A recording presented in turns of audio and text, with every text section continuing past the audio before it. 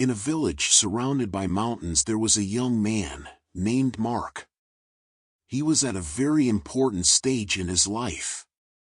He was constantly asking himself what was the purpose of his existence. He was intrigued to know why he came into the world. Mark was determined to move heaven and earth to find the answer. After much reflection, he decided to seek help at a nearby monastery, where he hoped to find answers to his questions. When he arrived at the monastery, Mark was greeted by a monk. He said, "What brings you here, young man?" Mark told him about his great existential doubt. The monk invited him to sit in the garden and talk with him. The wise old man said, "The purpose of life, my dear friend, is like a compass. That guides us to our ultimate goal. But, like a compass, it is not enough to simply hold it in our hands. We must know how to use it to find our way." Mark didn't quite understand what the monk wanted to tell him, so he asked him to explain further. "The compass represents our values and principles," the monk said. "If we want to find our purpose, we must learn to live according to our values and principles, and make decisions that are in line with them." The monk explained that if we follow our values and principles, we always find ourselves on the right path, and our purpose will reveal itself to us.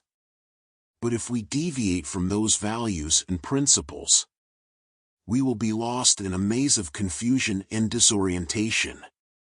Mark reflected on the monk's words, and realized that he had been looking for his purpose in all the wrong places. He had been looking outside himself for answers, instead of looking within. The monk added, "Sometimes in today's world, we live surrounded by unnecessary and irrelevant information.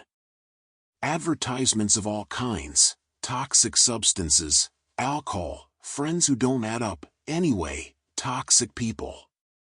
Notice that all this is a distraction for your mind and body. They want us distracted. All these things are taking us away from our purpose without us realizing it. That's why when you feel lost, imagine yourself as a compass. From now on, you will know that the answer is always within you."